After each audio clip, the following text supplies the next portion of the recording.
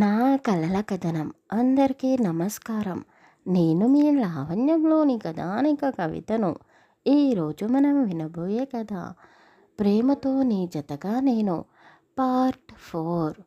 ఈ స్టోరీని వినబోయే ముందు మన ఛానల్ని సబ్స్క్రైబ్ చేసుకొని స్టోరీకి లైక్ చేయండబ్బా. సుభద్ర గారితో మాట్లాడుతూ రాహుల్ సాగర్ గురించి చెబుతూ నాకు ప్రియా అంటేనే ఇష్టం అని అతను అనగానే సుభద్ర భార్గవి ఒకరిని ఒకరు చూసుకుంటూ అంటే రాహుల్ ప్రియాని ఇష్టపడుతున్నాడా? మరి ప్రియా కూడా రాహుల్ని ఇష్టపడుతుందేమో అని ఒకరిని ఒకరు చూసుకుంటూ కళ్ళతోనే అనుకున్నారు.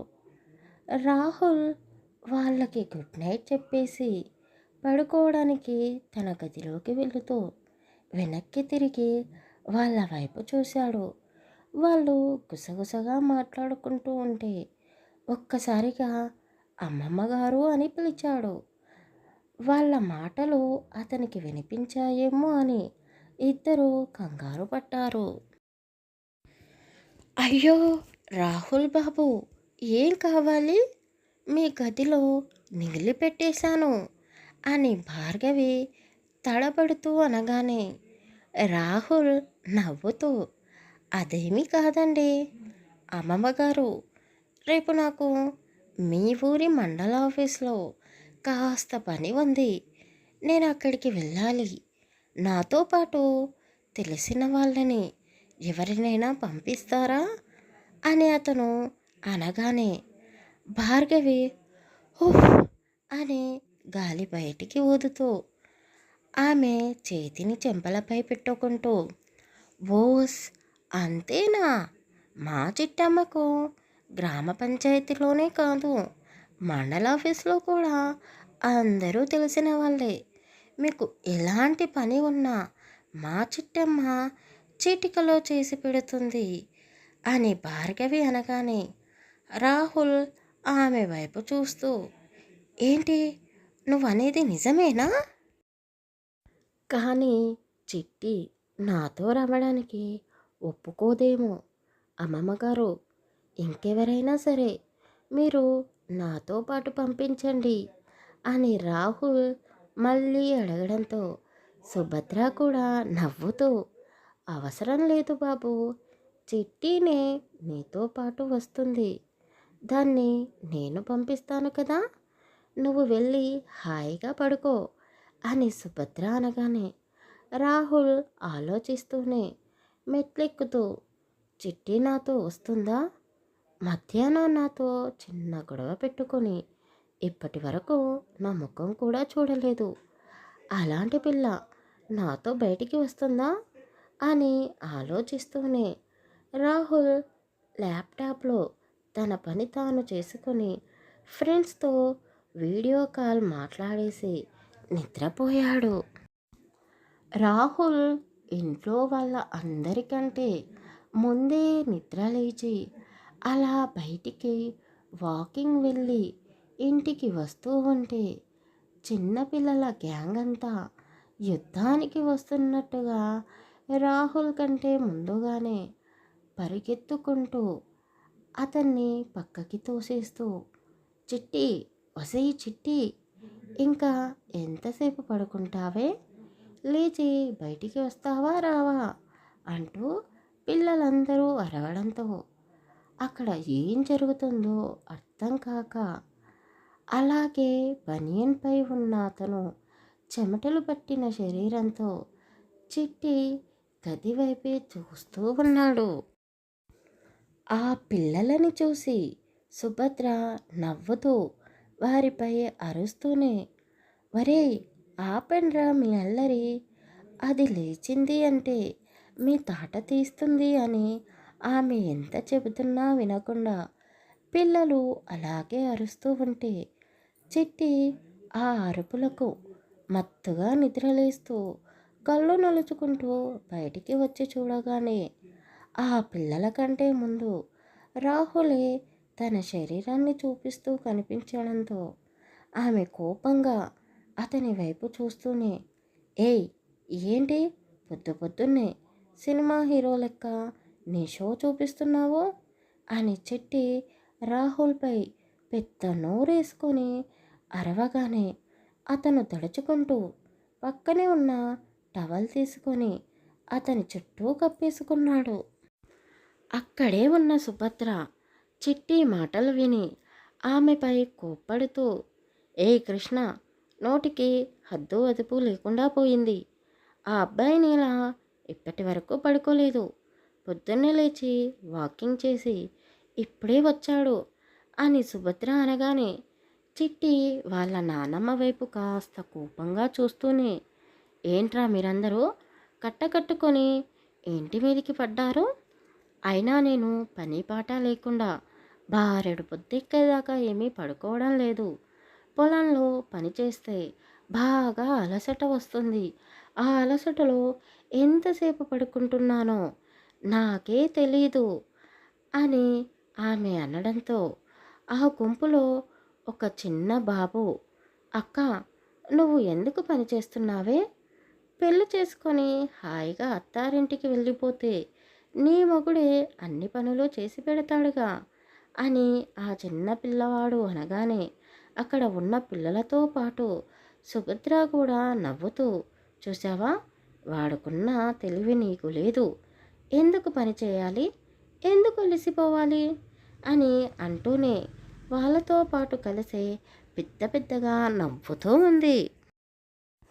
రాహుల్ కూడా చెయ్యి అడ్డు పెట్టుకొని ఆ బాబు అన్న మాటలకు నవ్వినట్టుగా నవ్వుతూ ఉంటే చిట్టి అది చూసి ఇంకాస్త కోపంగా చూస్తూ పిల్లలపై అరుస్తూ, ఆపండ్రా, ఎందుకు వచ్చారు, ముందు అది చెప్పండి అని గట్టిగా అనగానే పిల్లలందరూ నోటిపై వేలు వేసుకుంటూ, అక్క, నిన్న సాయంత్రం వస్తానని చెప్పి మామిడి తోటకు ఎందుకు రాలేదే? నీకోసం మేమందరం అక్కడే ఎదురు చూస్తూ చీకటి పడేదాకా ఉన్నాము. దాంతో మా అమ్మ వాళ్ళు మమ్మల్ని చావకొట్టారు అని పిల్లలు అనగానే చిట్టి రాహుల్ వైపు చూస్తూ, సరే సరే, ఈరోజు సాయంత్రం కలుస్తాను. మీరు నాతో ట్యూషన్ చెప్పించుకోవడానికే కదా మీ ఇంట్లో వాళ్ళతో దెబ్బలు తిన్నది అని ఆమె తెలివిగా మాట మారుస్తూ ఉంటే ఆ పిల్లలు ఆమె అనేదాన్ని అర్థం చేసుకోలేక, అయ్యో అక్క, ట్యూషన్ అంటే వింటే కొత్తగా, నువ్వు మాతో కలిసి తొక్కుడు బిళ్ళ, కోతుకొమ్మచ్చి ఆటలు ఆడిపిస్తావనే కదా నీతో తిరుగుతున్నాము అని ఆ పిల్లలు అనగానే ఈసారి రాహుల్ గట్టిగా నవ్వేశాడు. అతను అలా నవ్వగానే పిల్లలందరూ రాహుల్ని కొత్తగా చూస్తూ, ఇంతకీ నువ్వెవరు మా అక్కను చూస్తూ నవ్వుతున్నావు? నిన్ను ఎప్పుడూ ఇక్కడ చూడలేదు, ఇంట్లో కూడా చూడలేదు. ఎవరు నువ్వు? నిన్ను ఏమని పిలవాలి? ఇక్కడే ఉంటావా, లేకపోతే తిరిగి మీ ఇంటికి వెళ్ళిపోతావా అని పిల్లలు ఆపకుండా ప్రశ్నల మీద ప్రశ్నలు వేస్తూ ఉంటే అతనికి ముందుగా ఏ ప్రశ్నకి సమాధానం చెప్పాలో తెలియక, హాయ్, నేను రాహుల్, ఇక్కడే ఉండను, వెళ్ళిపోతాను. నా ఫ్రెండ్ సాగర్ రాగానే వెళ్ళిపోతా అని అతను అనగానే ఈసారి ఆ గ్యాంగ్లో నుండి ఒక చిన్న పాప ఆమె ముక్కు తుడుచుకుంటూ, ఒరేయ్, సాగర్ అంటే ఎవరో తెలుసా? బ్యాండ్ కొట్టే సాగర్. అతను బ్యాండ్ కొట్టగానే మన చిట్టిని తీసుకొని ఈ రాహుల్ ఇక్కడ నుండి వెళ్ళిపోతాడంట అని ఆ పాప వచ్చి రాని మాటలతో చిట్టికి రాహుల్కి పెళ్ళి అని అనడంతో ఆ పిల్లలందరూ చిట్టి వైపు, రాహుల్ వైపు చిత్రంగా చూస్తూ, అక్క, ఇది చెప్తుంది నిజమేనా అని చిట్టిని అడిగారు. చిట్టి పిల్లలందరినీ బెదిరిస్తూ, ముందు మీరు అందరూ ఇక్కడి నుండి మీ ఇళ్ళలోకి వెళ్ళి ఆ తర్వాత స్కూల్కి వెళ్ళండి అని వాళ్ళను అక్కడి నుండి పంపించేసింది. సుభద్ర ఆ పిల్లలన్న మాటలకి నవ్వుతూ, రాహుల్, పిల్లలు తెలియక అన్నారు, నువ్వేమీ మనసులో పెట్టుకోకు అని ఆవిడ అనగానే రాహుల్ కూడా నవ్వుతూ, అయ్యో అమ్మమ్మ, చిన్నపిల్లలు తెలియక అన్నారు. వాళ్ళ మాటలు వినడానికి ముద్దుగా ఉన్న మీ మనవరాలు లాంటి వాళ్లకు నేను సరిపోను, నేను వేగలేను అని అతను నవ్వుతూనే అనగానే భార్గవి లోపలికి వస్తూ ఆ పిల్లలు అన్న మాట విని రాహుల్ అనే మాటలు కూడా వింటూనే నవ్వుతూ, అయ్యో బాబు, మీలా వద్దు వద్దు అనేవాళ్ళే తర్వాత మా చిట్టమ్మ లాంటి వాళ్ళనే పెళ్లి చేసుకొని ఎంతగానో ప్రేమిస్తారు అని భార్గవి అనగానే చిట్టి భార్గవి వైపు కోపంగా చూస్తూ, ఏయ్, వచ్చింది ఇప్పుడే, అప్పుడే ఏవేవో వాగుతూ ఉన్నావు, ముందు నీ పనేంటో అది చూసుకో అని చిట్టి కోపంగా అనగానే భార్గవి లోపలికి వెళ్ళి పాచి పని చేసుకుంటూ ఉంది. నానమ్మ, తాతయ్య ఎక్కడా అని చిట్టి అడగడంతో సుభద్ర రాహుల్ చేతికి కాఫీ కప్పు ఇస్తూ, చిట్టి, మీ తాతయ్య పొలం కాడికి వెళ్ళాడు.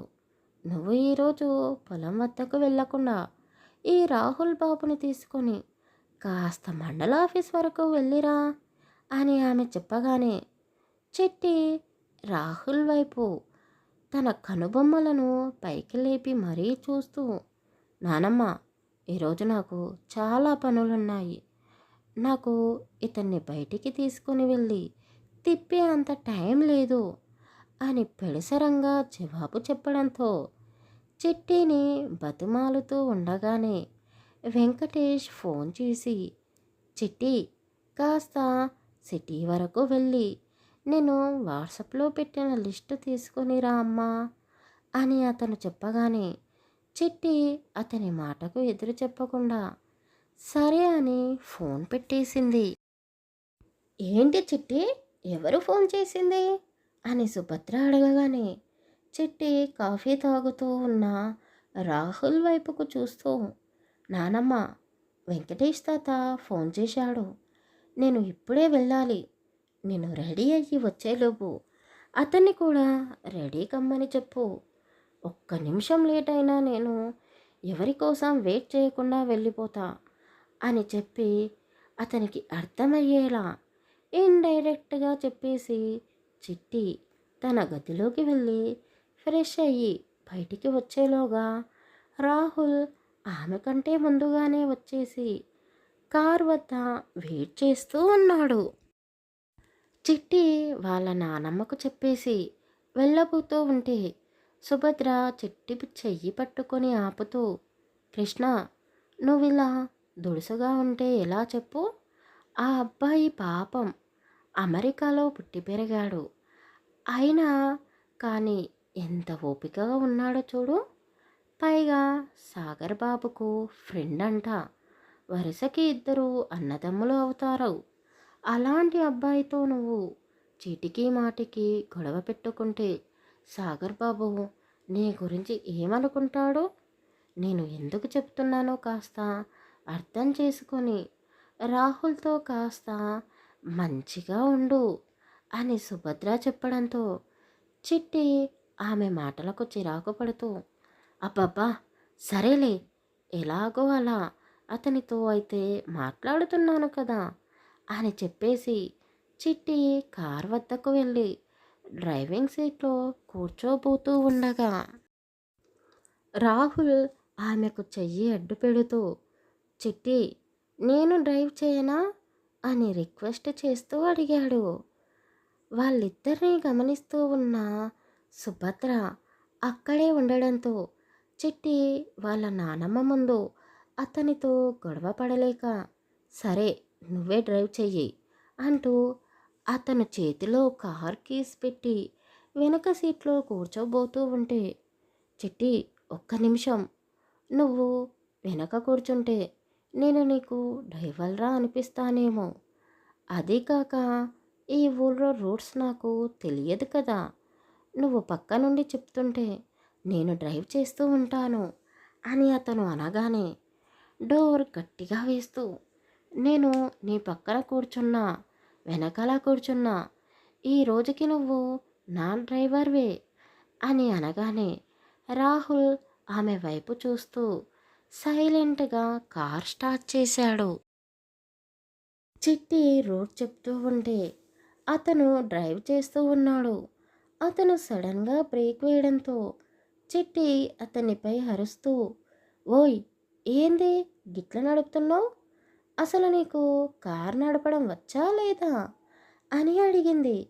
అతను ఆమెకు సమాధానం చెబుతూ, అక్కడ చిన్న గుంత ఉంది, నేను అలాగే నడుపుతూ ఉంటే మనం ఆ గుంతలో విరుక్కునే వాళ్ళము అని అతను అనగానే చిట్టి కారులో నుంచి బయటికి చూస్తూ, వామ్మో, నిజమే, పెద్ద గుంతనే ఉంది అని మనసులోనే అనుకుంటూ, సరే సరే, ఇలాంటి సాకులు బాగానే చెబుతారు కానీ పద అని అతనికి రోడ్డు చూపిస్తూనే మండల ఆఫీస్ వద్దకు చేరిపోయారు. చిట్టి మాట తీరు కాస్త కఠినంగానే ఉన్నా ఆమె మనసు ఎంతో మంచిది కావడంతో చుట్టుపక్కల ఉన్న ఊరు వాళ్ళందరికీ ఆమె గురించి తెలుసు. ఆ ఆఫీసులో కూడా చిట్టికి తెలిసిన వాళ్ళు ఉండడంతో రాహుల్ క్యూ కట్టి ఇబ్బంది పడకుండా 15 నిమిషాల్లో అతని పని పూర్తి అయ్యింది. అతను ఆఫీసర్తో మాట్లాడి వచ్చేలోగా చిట్టి అందరితో కబుర్లు చెబుతూ నవ్వుతూ కూర్చోవడం చూసి రాహుల్ షాక్ అయ్యాడు. ఏమో అనుకున్నాను, కానీ ఈ అమ్మాయి అంటే అందరికీ తెలుసు. తను అలా నవ్వుతూ ఉంటే చూడడానికి ఎంత బాగుంది అని అనుకుంటూనే చిట్టి వద్దకు వచ్చాడు. రాహుల్ని చూడగానే ఒక ఆమె అతన్నే చూస్తూ, హాయ్ సార్, నా పేరు స్వప్న, మీరు సినిమా హీరోలా ఉన్నారు, నేను ఇంతవరకు మిమ్మల్ని ఎక్కడో చూశాను, అలా అనిపిస్తుంది అని ఆమె అనగానే చిట్టి నవ్వుతూ, అయ్యో స్వప్నక్క, ఈ అబ్బాయి గారు అమెరికా నుండి మొన్ననే వచ్చాడు, నీకిలా కనిపిస్తాడు? అయినా చింపిర జుట్టు వేసుకొని ఉన్న ఈ అమెరికా అబ్బాయి నీకు హీరో లెక్క ఎట్లా కనిపిస్తుండు అక్క అని చిట్టి నవ్వుతూనే అడగడంతో, చిట్టి, నువ్వలా అనకు, నిజంగానే నేను ఇతన్ని ఎక్కడో చూశాను, నాకు గుర్తుకు రావడం లేదు, రేపు మీ తాతయ్య జయజమ్మల షష్ఠపూర్తికి వస్తాను కదా, ఆలోగా బాగా ఆలోచించుకొని చెప్తానులే అని చిట్టికి తెలిసిన ఆ స్వప్న అనడంతో చిట్టి 2 చేతులతో ఆమె కడుపు పట్టుకొని, వామ్మో, ఇక్కడే ఉంటే నేను నవ్వలేకపోతున్నాను, అక్క, నువ్వు ఏమైనా చించుకో కానీ ఇతన్ని మాత్రం ఇప్పుడే చూస్తున్నావు నువ్వు అని అంటూనే అక్కడి నుండి బయటికి వెళ్ళింది. మళ్ళీ అతనే కార్ స్టార్ట్ చేశాడు. చిట్టి రాహుల్ని చూస్తూ స్వప్న అన్నదాన్ని గుర్తు చేసుకుంటూ, నువ్వు నువ్వు హీరోవా అని అతని మొహంలో వేలు పెట్టి చూపిస్తూ నవ్వుతూ ఉంది. అంతలో అతడు కారు ఆపడంతో చిట్టి నవ్వడం ఆపేసి అతని వైపు చూస్తూ, ఏంటి, నేను నవ్వినందుకు నీకు కోపం వచ్చిందా? అయినా నీ ముఖానికి హీరో ఏంటి నువ్వు అని చిట్టి మళ్ళీ ఎగతాళిగా నవ్వడంతో అతను సైలెంట్గా కార్ దిగుతూ, నువ్వు చెప్పిన మార్కెట్ వచ్చింది కదా అని కాస్త కోపంగా అనగానే చిట్టి నవ్వాపుకుంటూ, వామ్మో, వీడికి కోపం వచ్చినట్టుంది, నేను ఇలాగే ఎగతాళి చేస్తూ ఉంటే రేపు సాగర్ రాగానే నా గురించి చెడ్డగా చెప్తాడేమో అని అనుకుంటూనే కార్ దిగేసి వాళ్ళ తాత చెప్పిన సామానంతా తీసుకుంటూ ఉంటే రాహుల్ అన్నీ మోసుకెళ్తూ కారులో పెట్టేశాడు.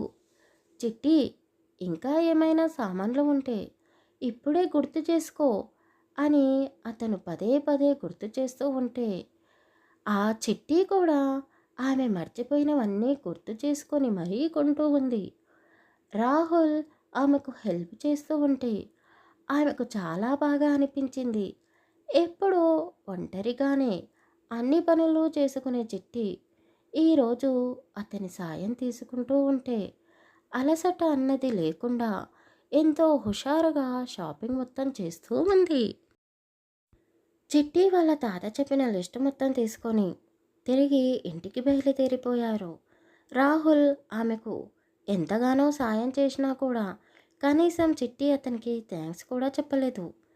పరశురాం జానకమ్మ అక్కడే ఉండడంతో చిట్టి వాళ్ళిద్దరితో మాట్లాడుతూ అక్కడే భోజనం కూడా చేసింది. అప్పటికే చీకటి పడడంతో తాత నేను వెళ్ళి వస్తాను అని అక్కడ నానమ్మ తాతయ్య నా కోసం ఎదురు చూస్తూ ఉంటారేమో అని చిట్టి అనగానే, సరే ఇప్పుడు వెళ్ళు కానీ రేపు ఉదయాన్నే వాళ్ళను కూడా తీసుకొని ఇక్కడికే వచ్చేసేయి. వారం రోజుల పాటు అస్సలు నువ్వు ఆ ఇంటి వైపే చూడకూడదు అని అతను ఖచ్చితంగా చెప్పడంతో చిట్టి సరే అని నవ్వుతూ వాళ్లకు చెప్పేసి అక్కడి నుండి వెళ్ళబోతూ ఉంటే రాహుల్ ఆమెను ఆపేస్తూ ఒక్క 10 నిమిషాలు వెయిట్ చేస్తే నా పని కూడా పూర్తవుతుంది.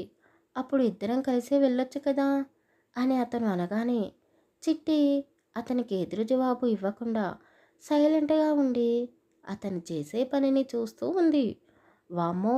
ఏమో అనుకున్నాను కానీ వీడికి కూడా అన్ని పనులు వచ్చా అని ఆశ్చర్యపోతూ అతను చేసే కరెంట్ ఫిట్టింగ్ పని చేస్తూ ఉంది. అతను అన్నట్టుగానే 10 నిమిషాల్లోనే పని మొత్తం పూర్తి కావడంతో చిట్టితో కలిసి తిరిగి ఇంటికి వెళ్ళిపోయాడు.